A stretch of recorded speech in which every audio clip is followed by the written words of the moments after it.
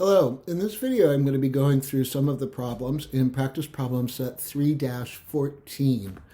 These are deductions that have already been completed except that the annotations are missing, and it's our job to supply those missing annotations.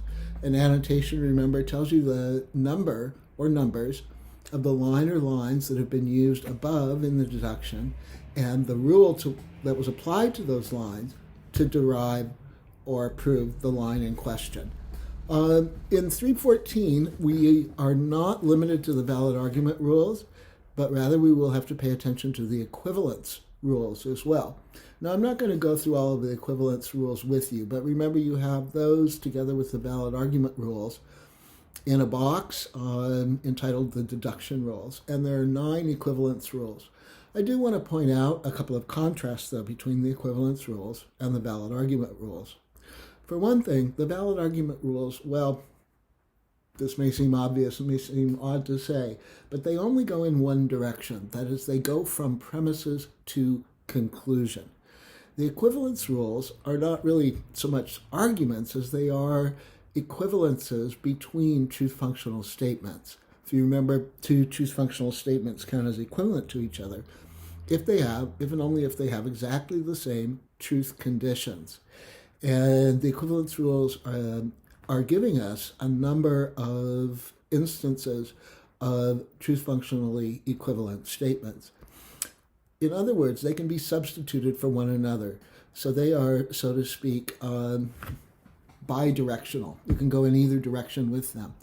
There are no premises or conclusion here exactly, although you could see either side of an equivalence rule as the premise, and you could then see the other side as the conclusion.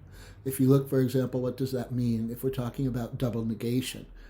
If you had P as a line in your deduction, you could then derive from that negation sign P, or vice versa. If you had negation sign P as a line in your deduction, you could then draw P as a conclusion from that. So unlike the valid argument rules, the equivalence rules can go in either direction or can go in both directions. Secondly, the equivalence rules can apply to an entire line or they could apply to only part of a line. If you think of the double negation rule again as an example, if you had a double negation someplace in a compound statement, you could derive from that the same thing, but without those double negation signs. You could just drop them. So say if you had negation sign Q wedge P, from that you could derive Q wedge P without those double negations. Okay, I want to start by going through number 2, which I've written on the board here. Again, these are completed deductions that can involve the valid argument rules and can also involve the equivalence rules, and it's our job to supply the missing annotations. Starting, of course, with line 3, because 1 and 2 are the unsupported premises. I know that because here's the conclusion at the end of the second line. So starting with line 3, R arrow P. Where do we have R and P together in something above that? Well, in 1. And you notice the relationship between 1 and 3. They're both conditionals, and just think about the 2 in relationship to each other. The antecedent and consequent are switched, and in one case they're negation signs, in the other case the negation signs have been dropped. If you look at the equivalence rules, you'll notice that this is an instance of the contraposition rule. So we get line 3 from number 1 by the rule called contraposition. And there's the abbreviation for that, CONTR. How do we get line 4? Well, if you look at lines 2 and 3, you see that if you take 2 and 3 together as premises and 4 as the conclusion, we'd have here an instance of chain argument. So 4 comes from 2 and 3 by using the chain argument rule. Now looking at 5, I notice that Q and P are the variables. So where above do I have Q and P together as variables? In 4. And we have a rule that lets us go between conditionals and disjunctions. That's the implication rule. So if you look at the implication rule in your textbook, you'll see that we get 5 by applying the implication rule to line 4. That was number 2. I'm going to move now to number 3.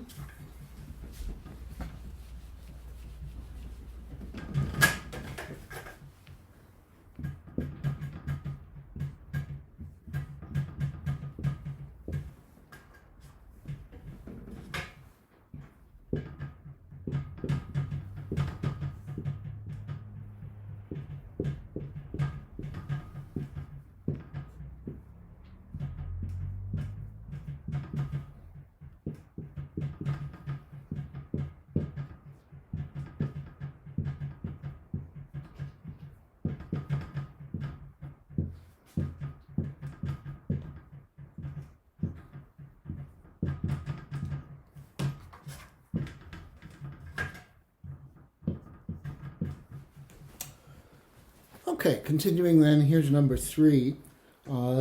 Starts applying the missing annotations with line 3. And let's see, I noticed that in line 3 I've got the same variables as in line 1, but they've been rearranged in a particular way. So let's look at the equivalence rules and see what we're looking at here. Okay, that's an instance of the rule called exportation from line 1, which is showing us a relationship between certain kinds of conditionals and switching it from conditional embedded inside a conditional to now conjunction embedded inside a conditional. All right, then let's look at number 4. It's the negation of the antecedent of the conditional that we have in number 3. And in number 2, we have the negation of the consequent of the conditional that we have in number 3. So if you take 2 and 3 together and apply modus tollens, that would get you line number 4. How then do we get line 5? Well, that's looking a lot. I see I've made a mistake. I dropped a negation sign. Let me fix that. There we are. Looking at line 5, that's looking a lot like line number 4, except that now a negation sign has been distributed, and that would change an ampersand to a wedge or vice versa. That's an instance of one of the laws or one of the rules that's known as De Morgan's law. So we get 5 from 4 by applying De Morgan's. Then what's the only difference between 5 and 6? Well, in 5 we had double negation signs, and in 6 those were dropped.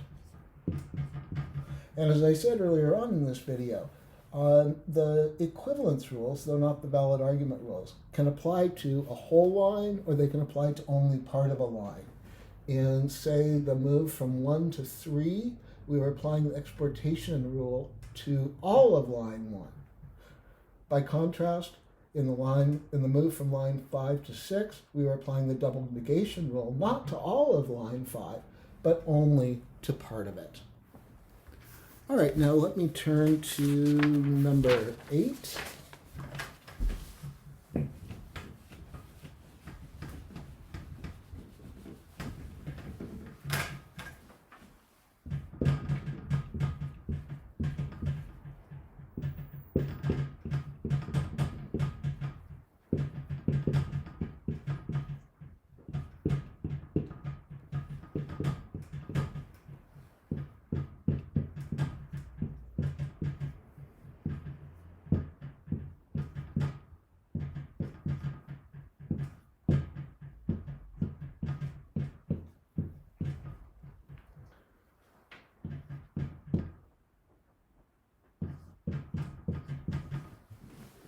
There we are, there's number 8.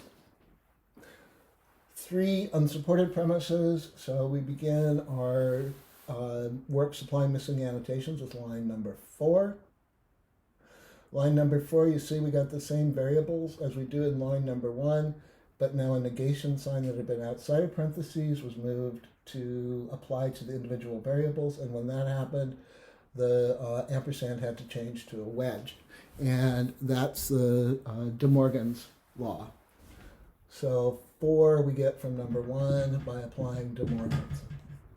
5 should be pretty easy to see. It's just like number 4, except now the order of the disjuncts has been switched.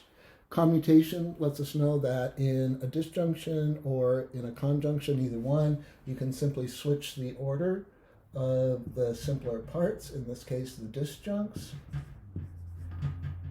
6, how we get 6 may be hard to see in this case. Let me write off to the side in a different order the lines that are used here.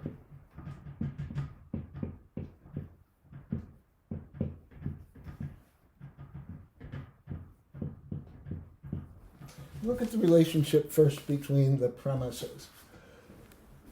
One's a disjunction, the others are conditionals. And in the conditionals, the consequents come from the disjuncts in this premise, but the negation signs have been dropped. Now look at the relationship between this conclusion and the conditional premises. The variable letters are the same, but a negation sign has been added.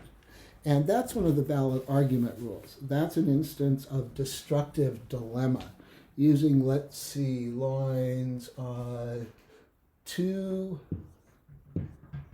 3, and 5. The annotation for line 7 should be pretty easy. It's exactly like number 6, except that a double negation sign has been dropped from in front of Q. So we get 7 from 6 by using double negation. Okay, I hope this has been helpful to you, and I'll talk to you again soon. Take care. Bye-bye.